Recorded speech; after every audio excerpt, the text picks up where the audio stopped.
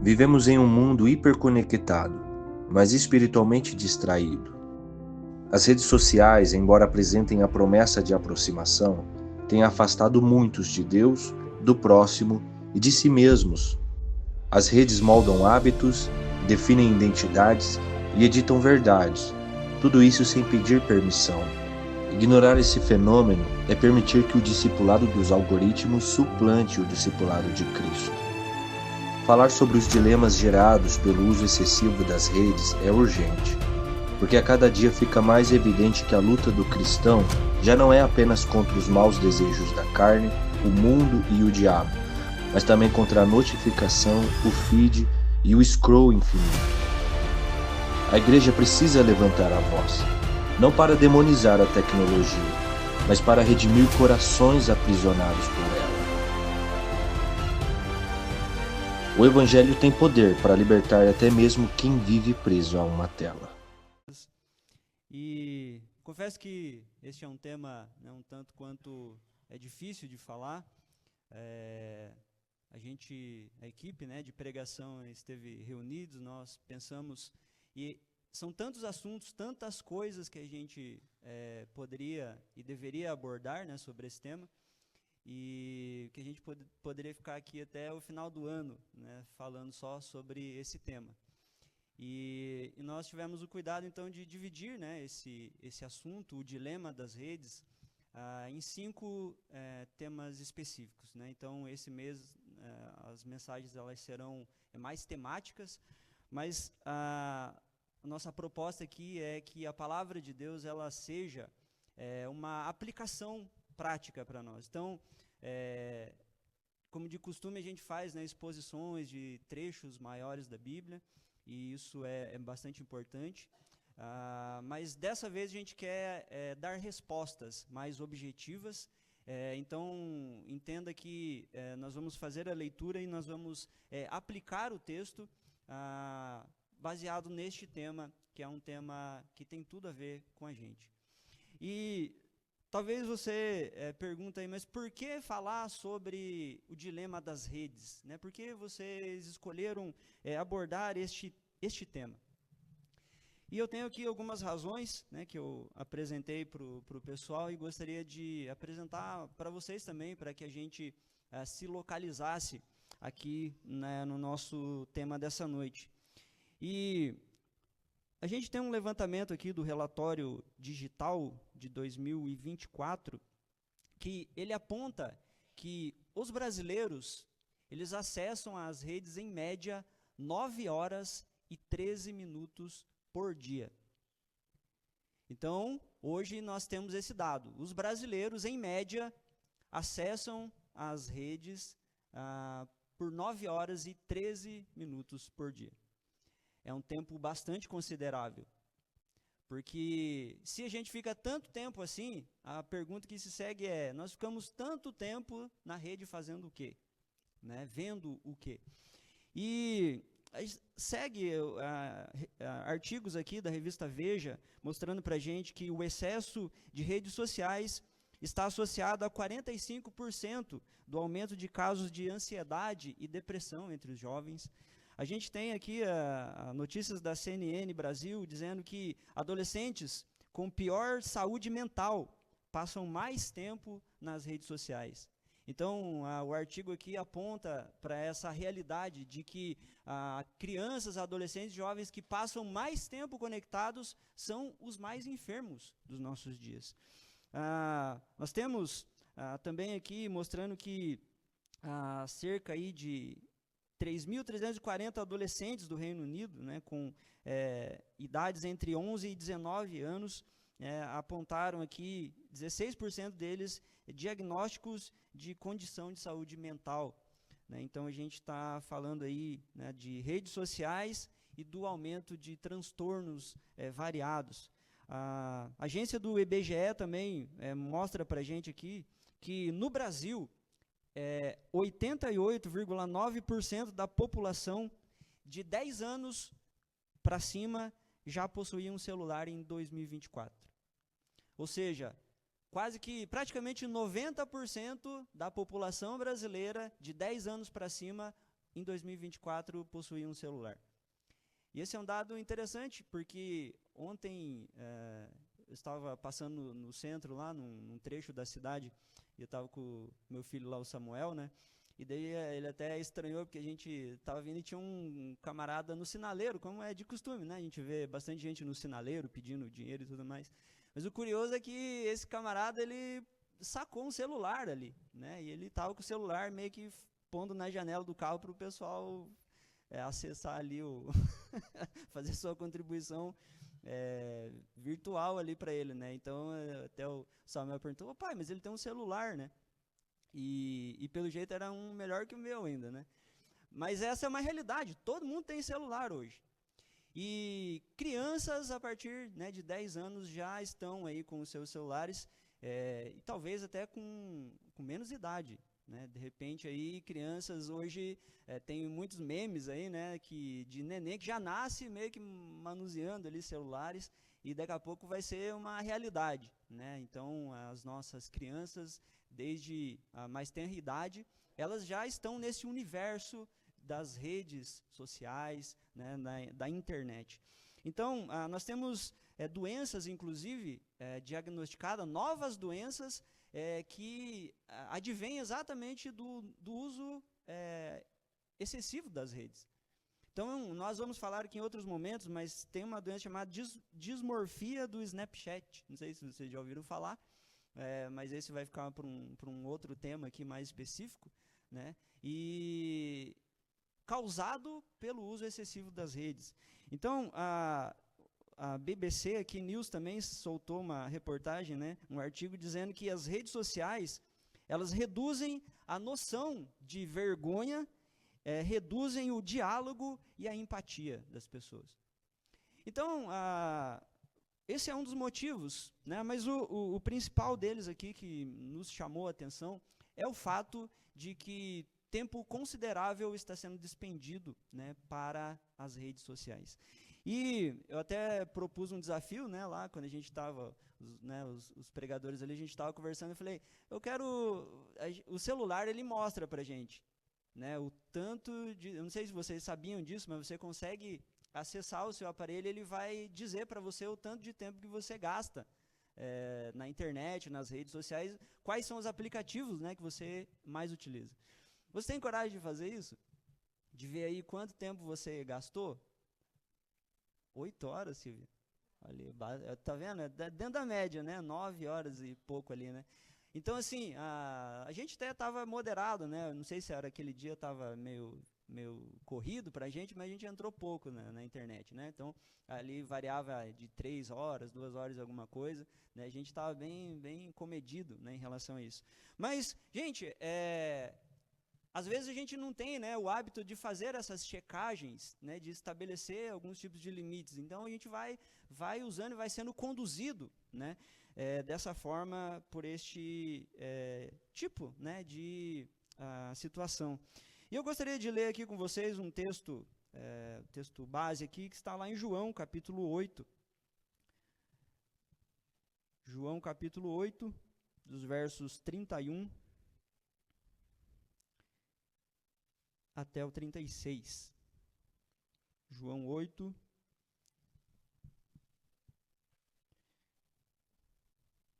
do 31, ou vamos ler do 30 já, né? Até o 36. O texto diz assim: ditas estas coisas, muitos creram nele. Depois disse, pois, Jesus aos judeus que haviam crido nele: se vós permanecerdes na minha palavra, sois verdadeiramente meus discípulos, e conhecereis a verdade, e a verdade vos libertará. Responderam-lhe: somos descendentes de Abraão e jamais fomos escravos de alguém. Como dizes tu, sereis livres? Replicou-lhes Jesus: em verdade vos digo, todo que comete pecado é escravo do pecado. O escravo não fica sempre na casa, o filho sim, para sempre. Se, pois, o filho vos libertar, verdadeiramente sereis livres. Vamos orar. Senhor, nós colocamos mais uma vez as nossas vidas diante da sua presença.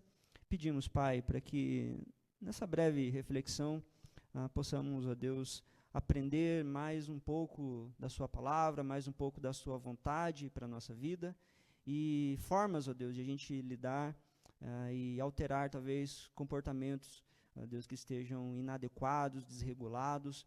Nós pedimos, Deus, a Tua graça sobre as nossas vidas, sobre a Tua igreja nessa noite, nos conduzindo neste ensinamento. Nós pedimos isso em nome de Jesus. Amém.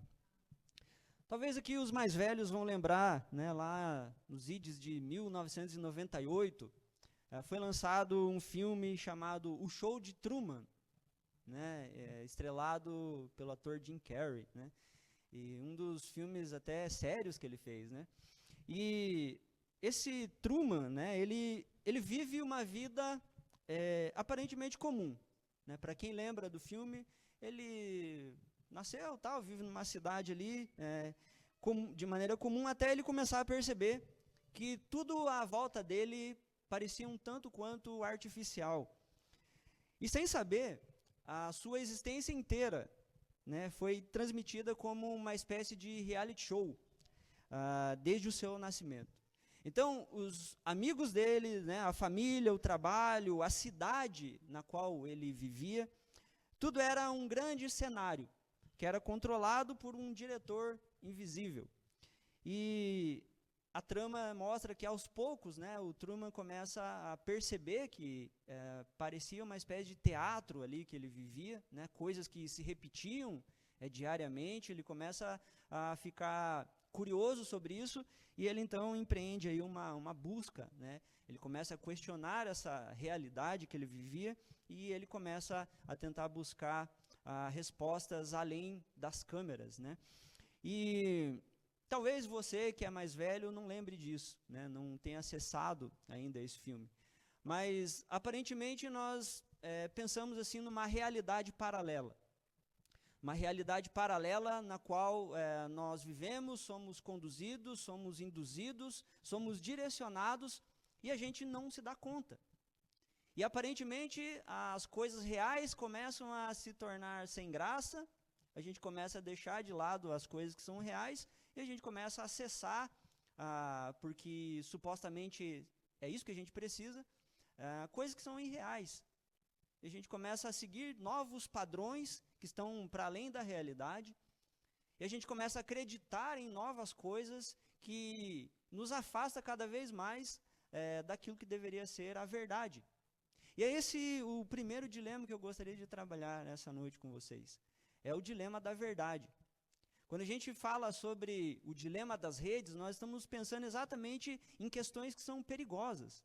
A ideia não é que a gente demonize as redes, a gente pare de utilizá-las, mas a gente precisa de sabedoria, e a gente precisa redimir as nossas ações e o nosso comportamento em relação a isso. Porque é muito fácil a gente começar a viver uma espécie de vida paralela que está distante daquilo que é a realidade.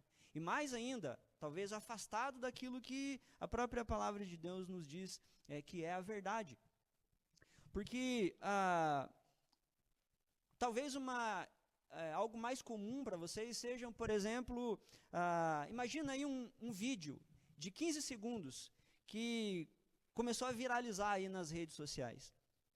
Você vê ali milhões de visualizações em poucas horas, gente comentando, gente reagindo, gente emocionada, gente indignada.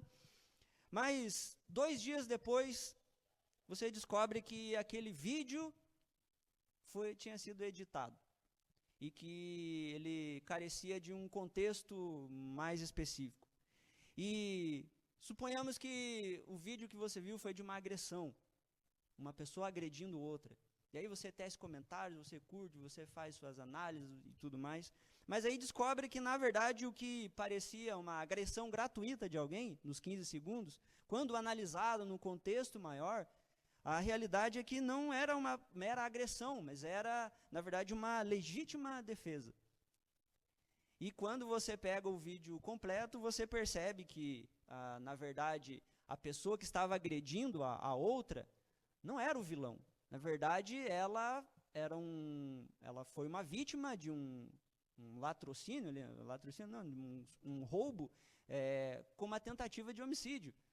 E aí aquela pessoa então reage e ele então derruba aquele agressor, aquele bandido, e ali ele, né, deixa ele imobilizado. Bom, aí você percebe que, na verdade, o herói que você tinha visto lá nos 15 segundos, na verdade, no contexto verdadeiro, é o bandido.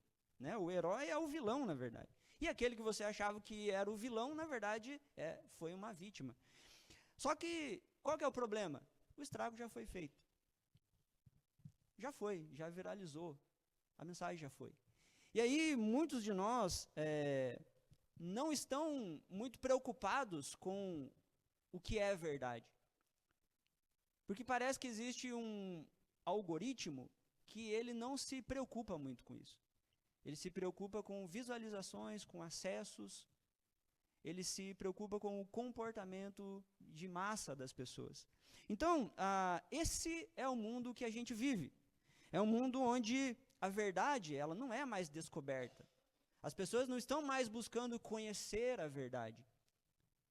A verdade não é descoberta, a verdade é editada ao meu bel prazer. A verdade, ela é aquilo que monetiza. A verdade, ela pode ser personalizada. Na verdade, a verdade pode ser totalmente descartada. Jesus disse para nós, conhecereis a verdade e a verdade vos libertará. Mas a pergunta que fica é, nessa época, nessa era de redes sociais, o que significa conhecereis a verdade? Numa era de redes digitais, onde cada um tem a sua própria verdade. Por que eu preciso encontrar uma verdade se eu já tenho as minhas? O que acontece numa sociedade em que, na verdade, as pessoas nem sabem mais o que é a verdade? E essa é uma pergunta honesta, né, que a gente faz. É a pergunta de Pilatos, né? Mas o que é a verdade? E Jesus está dando, né, um caminho aqui, e ele está mostrando para aqueles que creram nele, na mensagem do Evangelho, que ele é o Salvador, de que existe aqui uma espécie agora de atitude, de comportamento que nós devemos ter, que ela é adequado à nossa crença. Então, uma vez que nós buscamos, uma vez que nós fomos atingidos pelo Evangelho, uma vez que agora o Evangelho faz sentido para as nossas vidas e que a gente entende que nós encontramos a verdade, essa verdade ela é libertadora. De maneira que qualquer coisa que nos escraviza, ela está nos conduzindo a um caminho oposto. Um caminho oposto daquele proposto por Jesus, porque Jesus fala que nós que cremos somos descendência de Abraão e jamais fomos escravos de alguém. Né? Então, o povo, né, responde que eles nunca foram escravos. E aí, por que Jesus diz, vocês vão encontrar a verdade e vocês serão livres, se as pessoas achavam que nem eram escravos? E esse é um contexto que encaixa perfeitamente nos nossos dias. Quando você fala para as pessoas, você precisa de Jesus, as pessoas vão falar, por que eu preciso de Jesus? E você fala, porque você é escravo. E aí as pessoas falam, eu nunca fui escravizado por nada, não sou escravo de ninguém. Eu sou uma pessoa livre.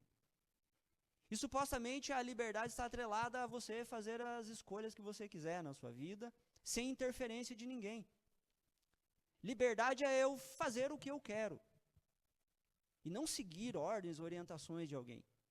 Mas o que Jesus mostra aqui é que, na verdade, Jesus responde, todo que comete pecado, ele é escravo do pecado. E aqui existe uma revelação profunda do que é o coração do ser humano. Porque quando a gente fala a respeito do pecado, nós sabemos que pecado é algo negativo, correto? Pecado é algo negativo. Só que quando a gente fala de pecado, a gente geralmente pensa em consequências, mas não nos desejos. E é exatamente nesse ponto que a gente precisa pensar sobre as influências. Quando você está diante da verdade, você sabe que está diante da verdade? Você tem procurado a verdade? Você conseguiu fazer essa associação de que Jesus é de fato a verdade? E aí a gente já começa a pensar aí nos ruídos, né? Muitas coisas, muitas vozes, muitas ideologias, muitas narrativas que apontam para caminhos totalmente diferentes. E aí você começa a ver que você aparentemente entra numa espécie de bolha que vai acreditando em determinadas coisas e um monte de gente que acredita igual a você. E aí você vai sendo conduzido a reforçar cada vez mais essa sua narrativa, essa sua ideologia. Só que você às vezes não percebe que você entrou neste ambiente de manipulação. Você nem sabe, na verdade, no que você crê e no que você não crê. Você não sabe o que é verdade e o que não é. Você não sabe quem seguir. Você não sabe qual voz ouvir. E aí Jesus vai falar, isso é ser escravo. E aí eu queria pensar aqui 3 pontos rapidamente sobre esse tema, que primeiro é sobre o colapso da verdade nessa era digital. Tem um texto que reforça isso que a gente está falando, lá em 2 Timóteo, capítulo 4, nos versos 3 e 4, o apóstolo Paulo diz o seguinte: pois virá o tempo em que não suportarão a sã doutrina e se recusarão a dar ouvidos à verdade, voltando às fábulas. Ele está falando a respeito desses dias, dos últimos dias, né? E esses dias dos quais nós também fazemos parte. Esses últimos dias que o apóstolo Paulo menciona é depois ali da morte, ressurreição, ascensão de Jesus. A partir deste momento a gente já entra nessa era aí chamada os últimos dias. E cada vez mais a gente percebe essa dificuldade. Parece que nessa era em que nós deveríamos estar intelectualmente mais preparados, parece que nessa era onde a quantidade de informação é gigantesca em relação a décadas atrás, parece que agora a gente tinha que encontrar a verdade. Mas parece que quanto mais o tempo passa, e quanto mais a gente vai evoluindo, e quanto mais a tecnologia vai evoluindo, novas ideias vão surgindo, e todas elas vão fazendo um contraste em relação à verdade e à sã doutrina. Eu lembro quando eu era criança, aí uns 20 e poucos, 30 anos atrás, né? 30 anos eu tô, meu Deus, o tempo está passando muito rápido. Mas eu lembro que a gente tinha vizinhos lá que não eram cristãos, eles não eram da igreja, eles não seguiam Jesus, mas eles concordavam com vários princípios cristãos. E era até interessante, porque às vezes a gente estava conversando sobre valores, sobre princípios, né? Ouvia as conversas ali, e todo mundo estava de acordo. Até o pinguço lá, sem vergonha, ele concordava que as coisas erradas eram erradas, as coisas certas eram certas. Ele assumia que ele estava vivendo uma vida ruim, uma vida desgraçada, que ele estava prejudicando a sua família por causa, né, da sua bebedeira ali, enfim. E se você pegasse ali uma situação e até eu lembro de uma vez que um crente lá da rua tinha...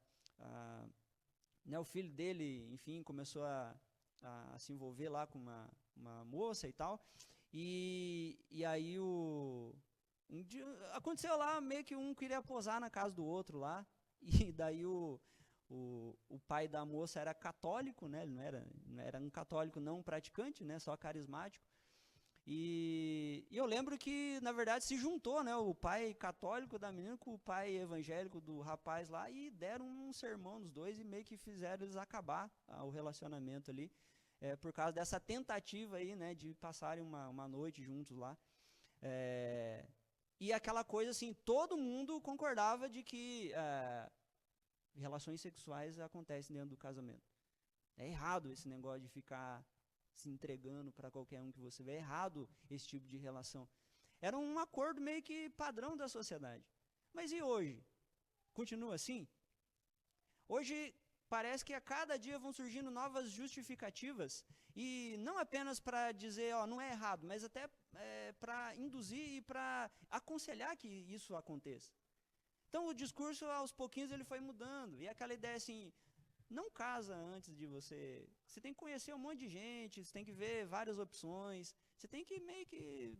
Você é jovem, né? Então é a época que você tem que mesmo procurar conhecer isso, saber dessas coisas e tal. Que daí depois, quando você for mais velho, aí você vai procurar alguém para ficar junto. Aliás, para que casar, gente? Um negócio que complicado, que dá dor de cabeça. Não precisa nem casar hoje. Né? Então o matrimônio é algo ruim, na verdade. Na verdade, o matrimônio, sabe o que acontece? Isso daí foi estabelecido por uma cultura patriarcal. Isso daí já é opressor isso. Você ter que casar é opressor. Né? Então a gente vai. E aí os papéis também começam a ser afetados. E por que o homem que tem que fazer certas coisas? E por que a mulher que tem que fazer as outras coisas? E por que todo mundo não tem os mesmos direitos? E a gente começa a confundir direitos com papéis.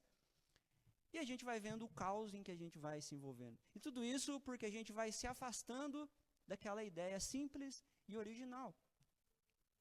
Que é, se nós cremos em Deus e se nós encontramos Jesus, a gente agora também tem um jeito correto de viver. E essa vida, ela vai refletindo essas verdades máximas de Deus. Então, a pós-modernidade, e não sou eu que estou falando, né, são muitos pensadores aí da pós-modernidade, eles supostamente mataram a verdade. Né, e eles, no lugar da verdade absoluta, que hoje não existe mais, eles exaltar o sentimento pessoal, que é bastante subjetivo e relativo, como o soberano.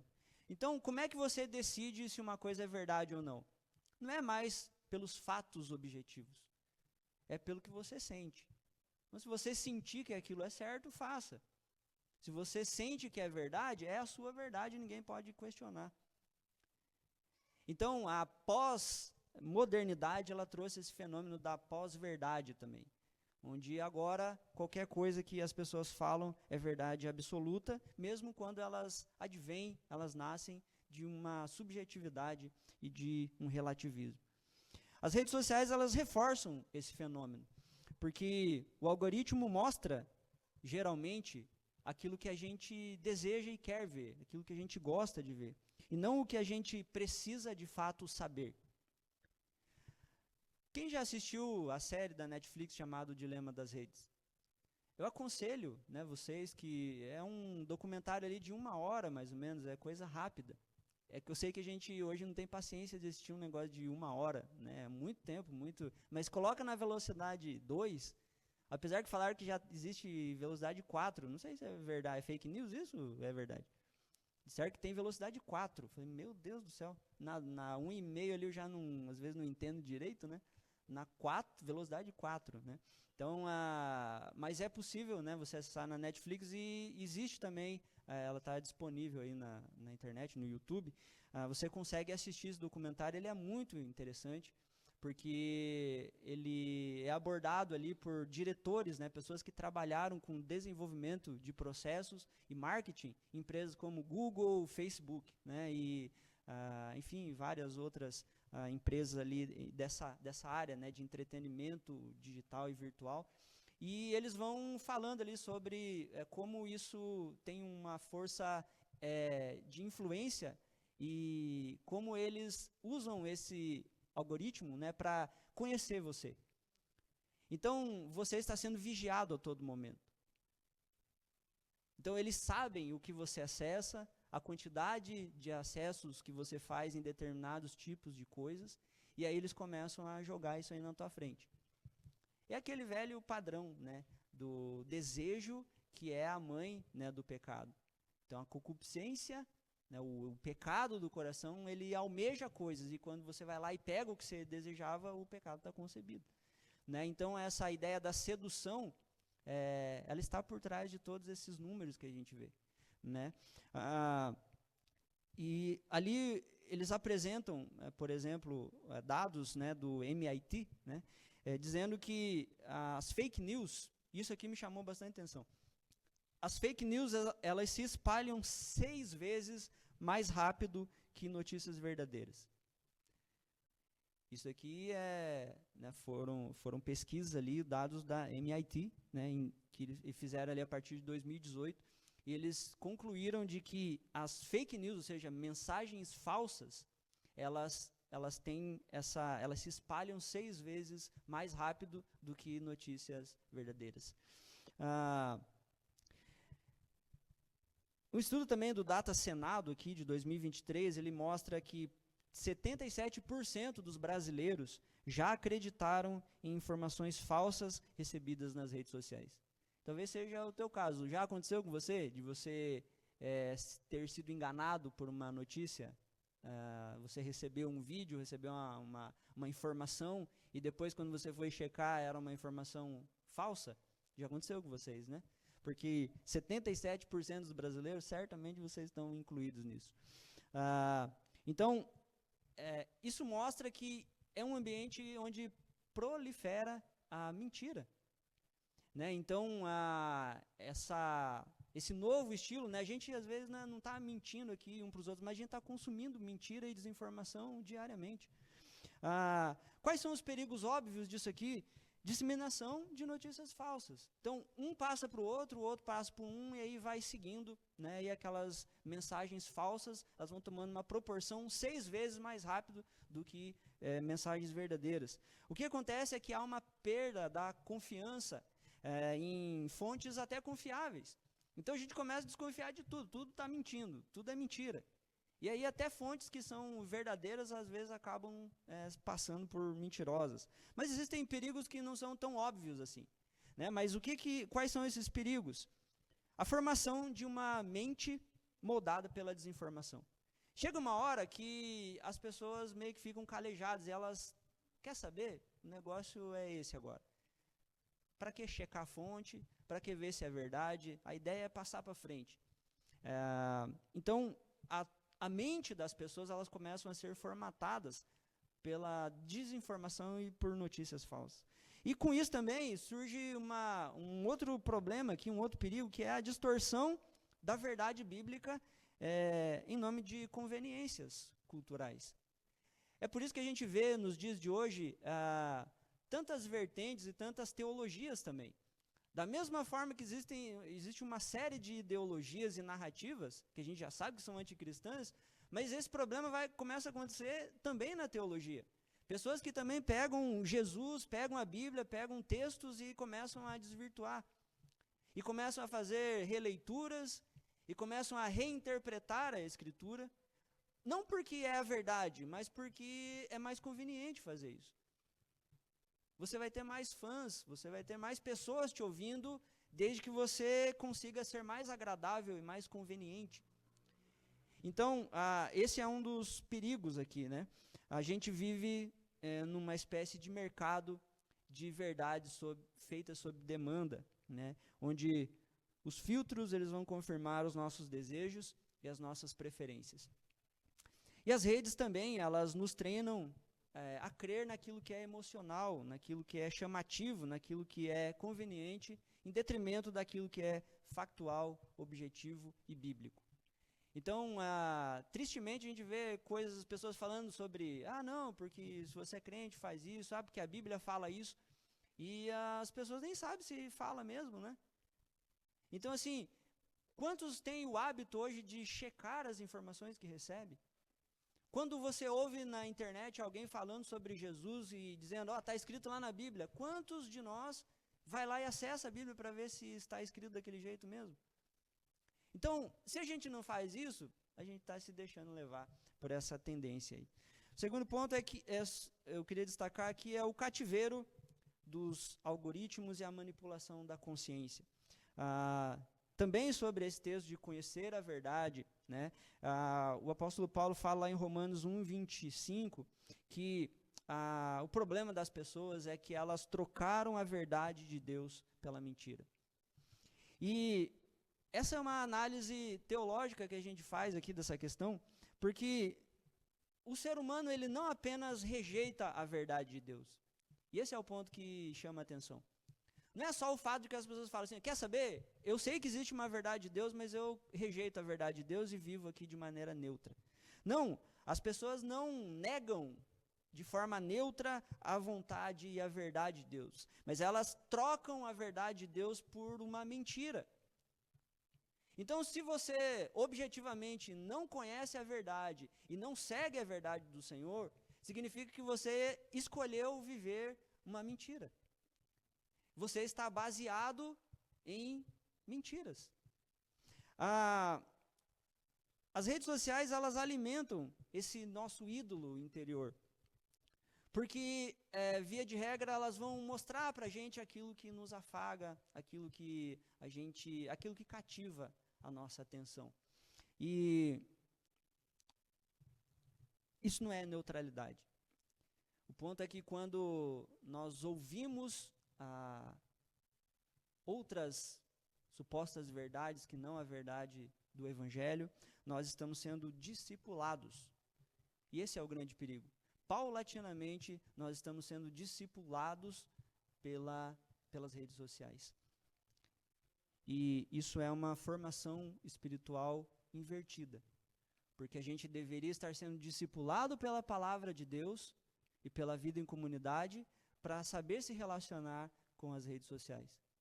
E não ser dominado e controlado pelas redes sociais para elas ditarem o que a gente faz com Deus e com a igreja.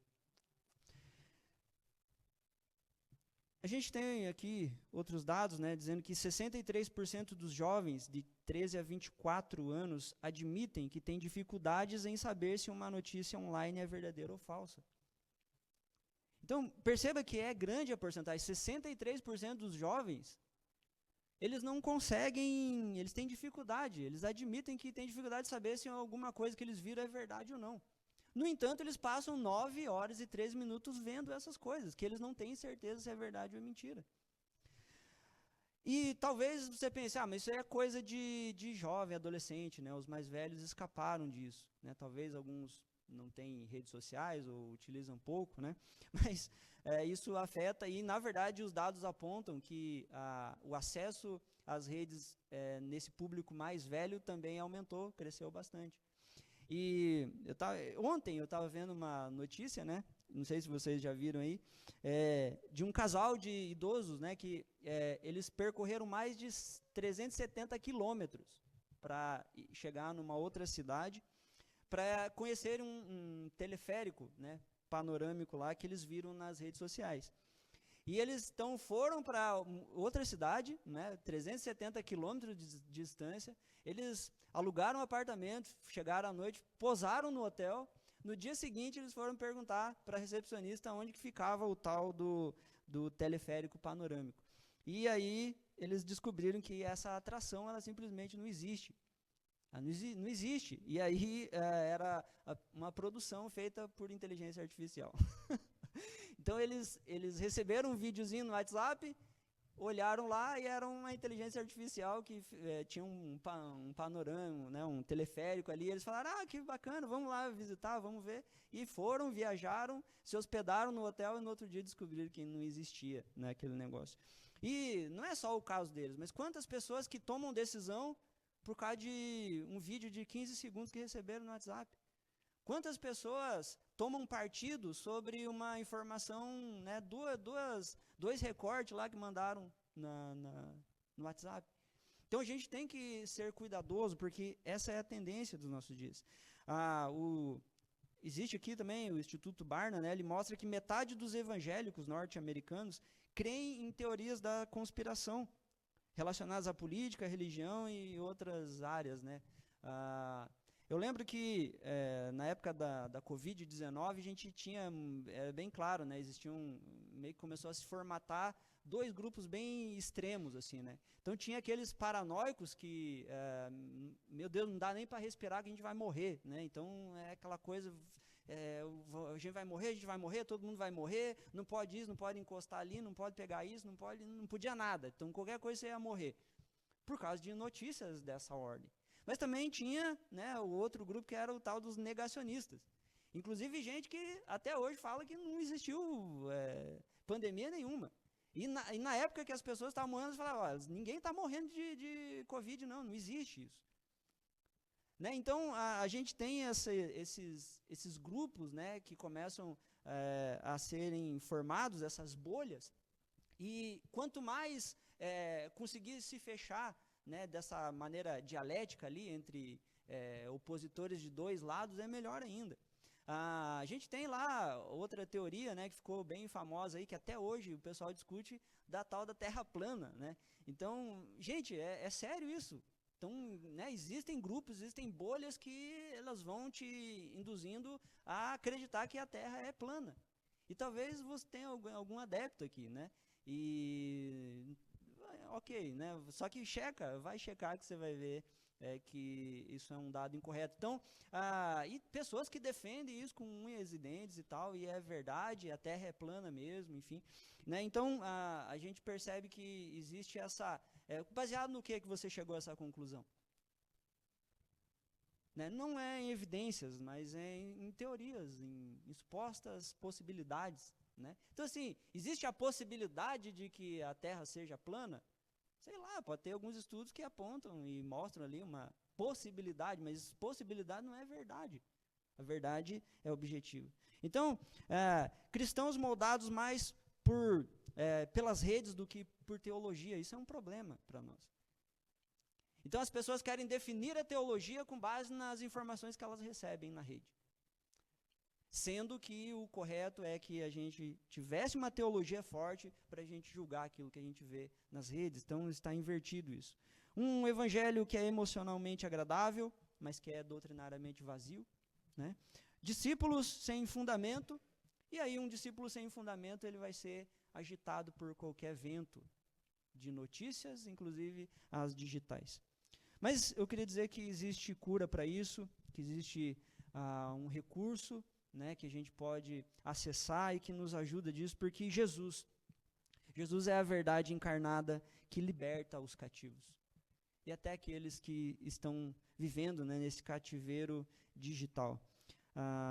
Jesus, no versículo 36, né, no 32, ele diz, conhecereis a verdade e a verdade vos libertará. E o versículo 36, ele diz que se o Filho vos libertar, verdadeiramente sereis livres. João, capítulo 14, no verso 6, Jesus também diz, eu sou o caminho, a verdade e a vida, e ninguém vem ao Pai senão por mim. O que acontece aqui é que Jesus, queridos, ele não oferece para a gente apenas mais uma opinião entre muitas. Então, assim, ser cristão não é que a gente segue uma opinião dentre tantas outras que são verdadeiras. Mas Jesus, ele declara aqui que ele é a verdade. Portanto, a verdade, para nós, ela é bastante objetiva. A verdade bíblica é uma pessoa. A verdade, ela é imutável. A verdade, ela é absoluta. Mas também, essa verdade aqui, ela é libertadora. É isso que Jesus oferece para aqueles que creem no seu nome. É isso que ele falou. Para aqueles que obedecem os seus mandamentos. Existe liberdade para essas pessoas. Quando a gente conhece o Evangelho, né, o Evangelho nos liberta das algemas que nos prendem. Em contraste, né, com esse caos relativista, né, que a gente vê nas redes, o Evangelho ele anuncia para a gente uma verdade que não muda. Não muda independente do comportamento dos algoritmos, não busca independente da quantidade de visualizações, não muda independente da quantidade de curtidas, porque o Evangelho não está procurando isso. Conhecer a verdade é conhecer uma pessoa, a pessoa do Senhor Jesus Cristo, e é viver sob o seu senhorio. E aí, quando a gente faz isso, a gente tem uma vida transformada. E essa transformação que o Evangelho promove muda a maneira da gente discernir as coisas. A gente recebe uma sabedoria para julgar aquilo que está de acordo com a vontade de Deus. O crente, ele precisa viver, né, como os teólogos antigos falavam, coram Deo, né? A gente precisa viver diante da face de Deus e não diante do tribunal das redes. A liberdade aqui que Cristo promete para nós é uma liberdade do auto-engano, é uma liberdade da vaidade digital, é uma liberdade da manipulação da consciência.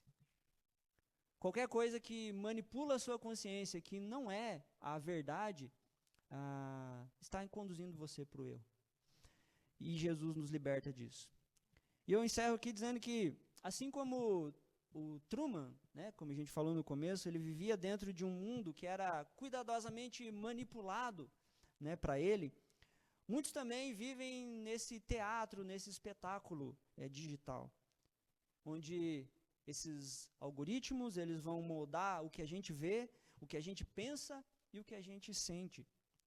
E essas redes, elas vão criando bolhas, roteiros, versões da realidade que entretêm a gente, controlam a gente, condicionam a gente. O usuário, ele geralmente acha que ele está no controle, mas o que ele não percebe é que, na verdade, ele é um personagem de uma narrativa alheia.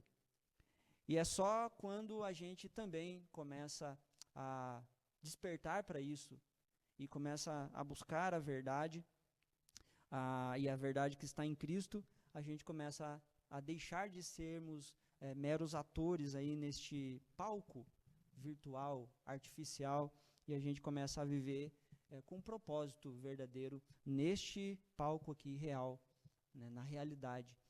E a pergunta que eu queria encerrar aqui dizendo para você é: você acha que hoje você está sendo discipulado pelo Evangelho ou mais pelo seu feed? Porque 9 horas você fica fazendo esse movimento aqui, né? E essa é uma pergunta importante para a gente fazer. O que tem direcionado você? É o Evangelho mesmo? Ou será que você está se deixando levar e sendo discipulado pelo que, né, as redes vão indicando para você? A gente vive numa geração que troca a verdade por histórias mirabolantes. Uma geração que prefere emoções rápidas em detrimento das convicções mais profundas. Mas Jesus, ele nos convida a romper esse ciclo. A gente precisa saber só uma coisa, né? O que é a verdade, e essa verdade ela está revelada no Evangelho. O Evangelho, para nós, queridos, é a boa notícia de que a verdade ela venceu a mentira na cruz do Calvário. Nós temos um arqui-inimigo na Bíblia chamado Diabo, que é apresentado como o pai da mentira, porque ele mente desde o princípio. E ele torna os seus discípulos disseminadores de mentiras também. Mas diferente disso, nós resplandecemos a luz, né, da verdade do Evangelho de Deus. Então, para encerrar, eu gostaria de deixar algumas aplicações práticas aqui para a gente. O que eu faço agora, então, em relação a essa realidade? Porque talvez você percebeu que você está dentro dessa estatística, você fica muito tempo nas redes, você fica muito tempo acessando coisas, você talvez percebe que você até de fato está manipulado, induzido a reagir só às coisas que você vê lá. Então tem muitas pessoas que elas começam a ter esse tipo de resposta. Deixa eu ver o que a maioria está falando lá na internet. Sobre esse assunto, deixa eu ver o que o pessoal lá está falando. E esse pessoal geralmente já é uma bolha convertida que pensa igual a você. Mas eu queria deixar aqui algumas aplicações práticas. Primeira delas, desconfie de tudo aquilo que confirma demais seus desejos. Se o que você está vendo confirma demais o que você deseja, o que você gosta, começa a desconfiar disso. Porque a verdade, ela não é o que agrada, mas biblicamente falando, a verdade é o que santifica a gente. Agostinho, né, tinha uma fala bem interessante sobre isso. Ele falava que se você crê somente naquilo que gosta no Evangelho e rejeita o que não gosta, não é no Evangelho que você crê, mas em si mesmo. O Evangelho, ele confronta. E é por isso que muitas pessoas abandonam. Deixa eu ir lá para os meus feeds, para minhas redes sociais, que lá eu encontro, né, concordância, eu encontro pessoas, eu encontro grupos que vão falar a mesma língua que eu, que vão acreditar na mesma coisa que eu acredito. Então, desconfie de tudo que confirma demais os seus desejos. Outra dica, filtre com as escrituras as coisas e não com as suas emoções. Salmo 119, 105 diz, a palavra de Deus é lâmpada para os meus pés. Então assim, a lâmpada para os meus pés é a tua palavra. Mas hoje as pessoas pensam, a lâmpada para os meus pés são os posts, são as curtidas, são, enfim, tanta coisa que a gente vê por aí. Mas a palavra de Deus precisa filtrar aquilo que a gente pensa, outra aplicação, fale a verdade com coragem e com graça, porque nós somos chamados também a ser luz do mundo e sal da terra. Então precisamos ser corajosos para falar a verdade, mas amáveis também. E em relação a falar a verdade, a gente fala aquilo que o nosso coração está cheio. E tem um conselho das 3 peneiras, atribuído a Sócrates, que faz muito sentido agora, um bom conselho para a gente. Então, assim, esse conselho das 3 peneiras é um teste prático para a gente avaliar se uma coisa deve ser passada para frente ou não. E aí você faz 3 perguntas, 3 peneiras. E primeira coisa, é verdade? Então, quando você for compartilhar alguma coisa, essa é a primeira peneira. Isso que você vai compartilhar é verdade? Você tem certeza que é factual? Você tem certeza que é comprovado isso que você vai passar para frente? A segunda peneira, é bom? Então, assim, além de ser verdade, o que você vai dizer edifica, abençoa, ajuda alguém? Então, vai para a terceira peneira, que é necessário? É útil?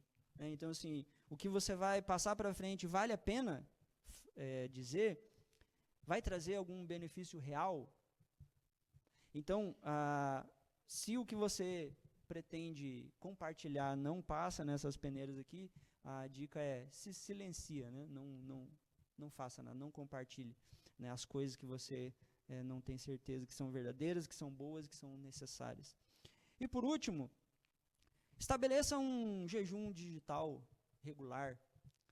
A gente tem bastante coisa aí, a gente pensa às vezes de fortalecer a nossa espiritualidade, e a gente faz jejuns e deixa de comer coisas que a gente gosta, passa um tempo sem comer, e realmente existe esse jejum bíblico aqui.